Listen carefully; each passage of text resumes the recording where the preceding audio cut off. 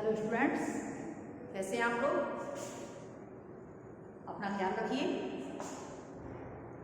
जितना हो सके अपनी सेफ्टी बरतिए, घर से बाहर कम निकलिए। बच्चों, लास्ट वीडियो में मैंने कृतिका से चैप्टर करा दिया था आपको और आपने उसके क्वेश्चन आंसर भी कर लिए। इसके बाद बच्चों मैं व्याकरण का चैप्टर शुरू कराती हूँ आपको। व्याकरण में फर्स्ट चैप्टर ही कराऊंगी। पहले फर्स्ट चैप्टर है वाक्य भेद। बच्चों, आपने वाक्य की परिभाषा इससे पहले भी पढ़ी होगी, यानी जब से आप पढ़ने लगे, आपने पढ़ाई शुरुआत की है, जब से फर्स्ट क्लास से ही आप शब्द की, वर्ण की ये परिभाषाएं आप पढ़ते आए हैं। मैंने आपको 9th में भी बताया था, 9th क्लास में सारी परिभाषा बताई थी, बेसिक चीजें बताई थी।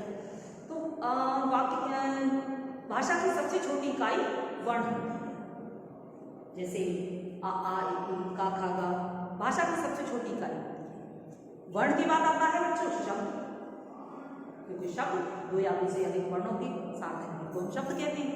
और शब्द के बाद आता है वाक्य, अर्थात वाक्य दो या दो से अधिक सार्थक शब्दों के समूह को वाक्य कहते हैं। अब वाक्य के भेद पूछ रहा है। वाक्य के भेद आपने 9th में भी पढ़े थे और 9th क्लास में वाक्य के भेद थे अर्थ के आधार पर। अर्थ के आधार पर वाक्य भेद पढ़े थे आपने, और अर्थ के आधार पर मैंने आपको बताया था अर्थ के आधार पर वाक्य के 8 भेद होते हैं, वो भी मैंने आपको कराए थे 9th क्लास में। अब आता है रचना के आधार पर। हमारा जो टॉपिक है वो है रचना के आधार पर वाक्य। मैं आपको रीडिंग भी कराऊंगी, साथ के साथ बुक रीडिंग कराऊंगी, तो आप ध्यान से देखते जाइए। रीडिंग कराती रीडिंग ध्यान दीजिए। वाक्य भेद, वाक्य भाषा की एक मुख्य इकाई है। भाषा की मुख्य इकाई है।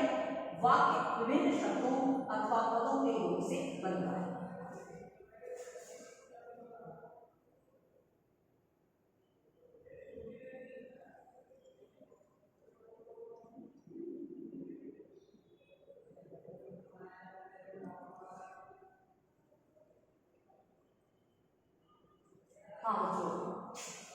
इसमें थोड़ा छोटा आ रहा है, कोई बात नहीं, आपके पास बुक होगी, आप बुक ले लीजिए, बुक में रीडिंग करिए, ध्यान से पढ़िए। जो भी बुक है आपके पास, ये चैप्टर होगा, वो चैप्टर को आप ध्यान दीजिए। वाक्य की एक मुख्य इकाई है। वाक्य विभिन्न शब्दों अथवा पदों के रूप से बनता है। प्रत्येक शब्द का अपना विशिष्ट अर्थ होता है, लेकिन इनको अलग अलग लिखने या बोलने से सही तरह स्पष्ट नहीं हो पाता। अब इन्हीं शब्दों को क्रमबद्ध करके किसी भाव या विचार को पूर्णतः अव्यक्त करने की शक्ति प्रदान की जाती है, तो वाक्य बन जाता है। इसका अपना स्वतंत्र अर्थ होता है। अब वाक्य की परिभाषा, जैसे मैंने आपको बताया कि वाक्य की परिभाषा, इसमें देख लीजिए। अपने मन के भावों और विचारों को प्रकट करने के लिए तथा दूसरों तक पहुंचाने के लिए हम वाक्यों का सहारा लेते हैं। वाक्य विभिन्न शब्दों को ही पदों, लेकिन इसे मैं बात में बताऊंगी आपको, पदों के योग से बनता है। वाक्य में प्रत्येक शब्द का अपना अलग अर्थ भी होता है। वाक्य बड़ा हो या छोटा, किसी न किसी विचार या भाव को पूर्णतः व्यक्त करने में सक्षम होता है। अतः हम कह सकते हैं कि ऐसा सार्थक समूह, यानी मेरी जो परिभाषा है वो ये है कि ऐसा सार्थक समूह, शब्दों का ऐसा सार्थक समूह जो व्यवस्थित हो तथा पूरा आशय पकड़ जाए, जो व्यवस्थित क्रम में हो और पूरा आशय स्पष्ट करे, पूरा अर्थ समझाए। अतः यह एक वाक्य है, उसे वाक्य कहते हैं। जैसे छात्र पुस्तक पढ़ रहा है, यह शब्द समूह व्याकरण के नियमों के अनुसार व्यवस्थित भी है और सार्थक भी है, अतः यह एक वाक्य है। यानी शब्दों का एक ऐसा सार्थक समूह जो व्यवस्थित क्रम में हो और व्यवस्थित क्रम के साथ पूरा अर्थ प्रकट करता हो, उसे वाक्य कहते हैं। जैसे कोई भी वाक्य बोल दीजिए, पक्षी उड़ रहे हैं, छात्र पढ़ रहे हैं, घोड़े दौड़ रहे हैं, बच्चे शोर कर रहे हैं, कोई भी वाक्य बना सकते हैं, वो सभी वाक्य कहलाते हैं। अब वाक्य के गुण एवं विशेषताएं, वाक्य में क्या क्या गुण होनी चाहिए, क्वालिटी ऑफ सेंटेंस, क्या क्या गुण होनी चाहिए, तो यहाँ है वाक्य रचना के लिए अनिवार्य है उसमें प्रयुक्त सभी पद सार्थक हों। कभी कभी वाक्य में प्रयुक्त निरर्थक शब्द भी अनिवार्य बन जाता है। अरे भाई 4 बाय का प्रबंध, यानी जो वाक्य रचना के लिए होता है, जो सार्थकता होती है, सार्थकता का मतलब होता है योग्यता। बच्चों की जो सार्थकता का मतलब होता है कि अर्थ सहित होना चाहिए वाक्य। तो अर्थ सहित क्या होना चाहिए, यानी जो वाक्य हो उसका अर्थ होना चाहिए, ऐसा वाक्य होना चाहिए, उसे बोलते हैं सार्थकता। अनिवार्य रचना के लिए अनिवार्य क्या है, वाक्य अनिवार्य है, और इसमें सभी पद सार्थक होने चाहिए, यानी जो पद है अर्थात जो शब्द हैं वो सार्थक होने चाहिए। उन सार्थक का मतलब अर्थ होना चाहिए उनका, उन्हें बोलते हैं हम सार्थक।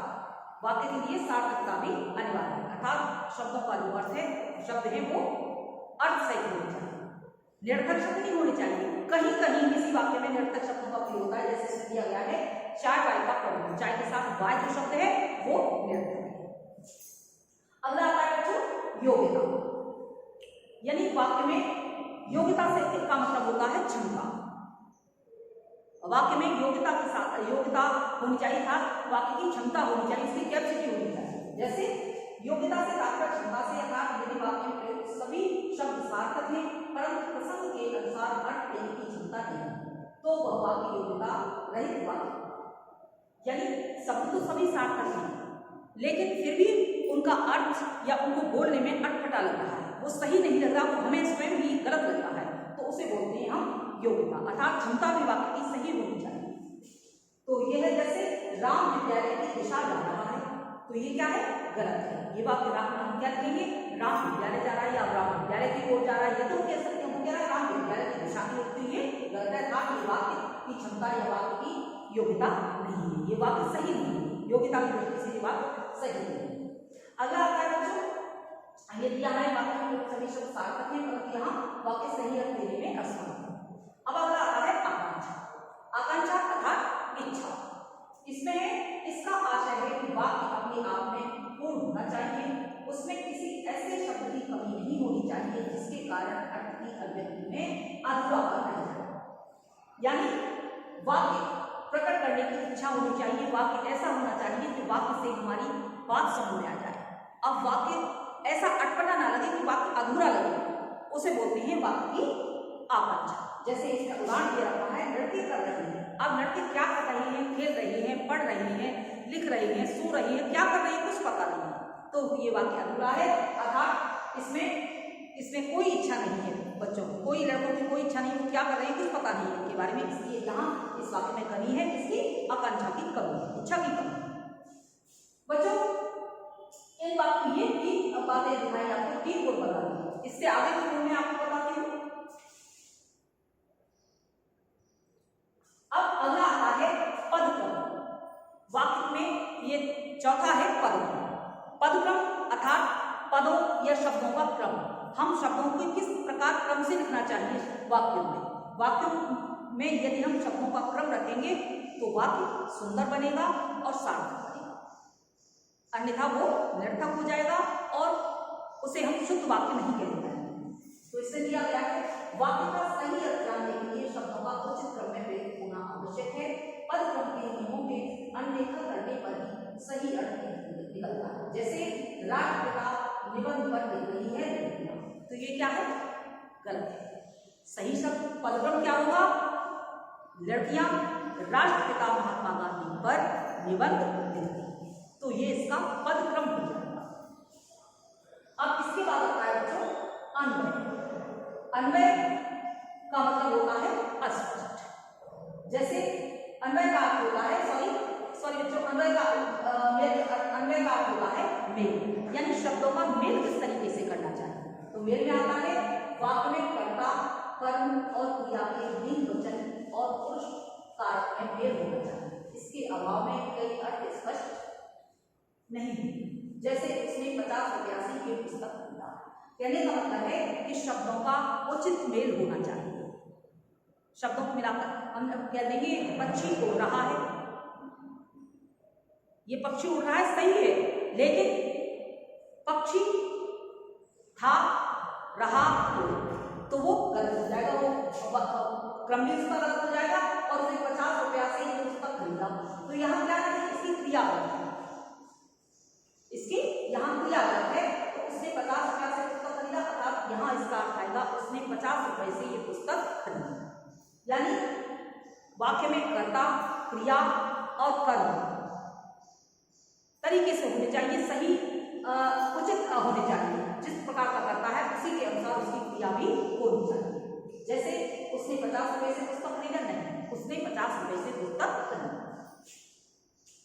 तो बच्चों इस वाक्य में अन्वय के अभाव में अर्थ स्पष्ट है, अतः अर्थ की स्पष्टता के लिए अन्वय का गुण आवश्यक है। इसलिए ये सभी गुण एक वाक्य में होनी चाहिए। यानी वाक्य में जो मैंने गुण बताए थे आपको, कौन कौन से गुण बताए थे आपको?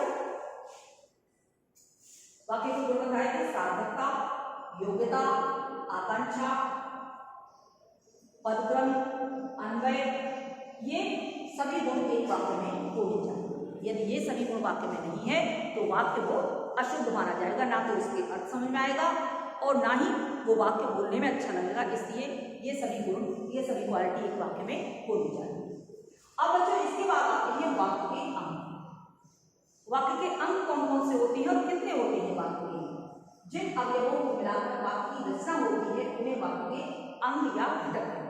अगर क्वेश्चन पूछ लिया जाता है कि वाक्य के अंगों को और किस नाम से जाना जाता है, तो वाक्य के अंगों को घटक के नाम, वाक्य के घटक के नाम से जाना जाता है। वाक्य के अनिवार्य कर्ता एवं क्रिया है, इसके बिना वाक्य संभव नहीं। वाक्य के अंग कितने हैं? 2 होते हैं। कौन कौन से? उद्देश्य और विधि, यानी सब्जेक्ट और predicate. Sentence has 2 parts of sentence कौन कौन से हैं? सब्जेक्ट एंड प्रेडिकेट अर्थात उद्देश्य और विधि। ये वाक्य के 2 अंग होते हैं। जैसे इसमें उदाहरण दिया हुआ है, गीता नाचेगी, सुमन गाएगा, तो गीता क्या है?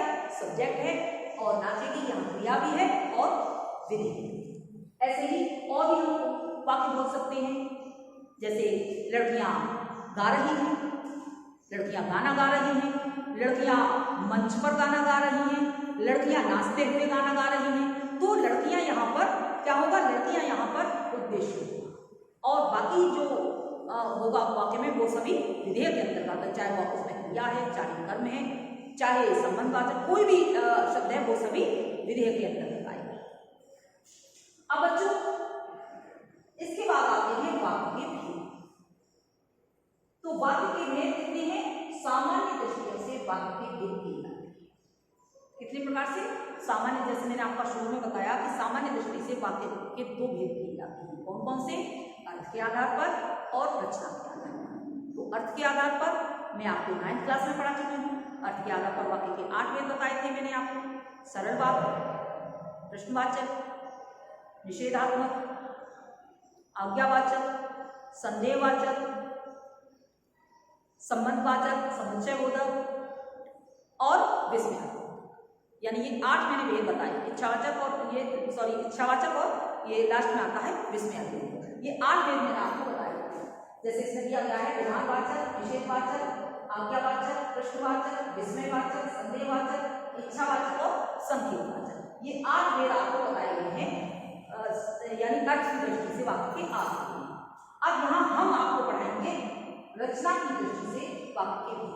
तो रचना की दृष्टि से वाक्य के 3 भेद होते हैं, सरल वाक्य, संयुक्त वाक्य और तीसरा होता है मिश्र या मिश्रित वाक्य। तो आपके सिलेबस में ये रचना की दृष्टि से वाक्य भेद हैं और रचना की दृष्टि से वाक्य के 3 भेद होते हैं, सरल वाक्य, संयुक्त वाक्य, मिश्र या मिश्रित वाक्य। तीनों वाक्यों के बारे में मैं आपको बताती हूँ, आप ध्यान देंगे। अभी 1 सेकंड बेटा, अभी आपको मैं बताती हूँ इसे।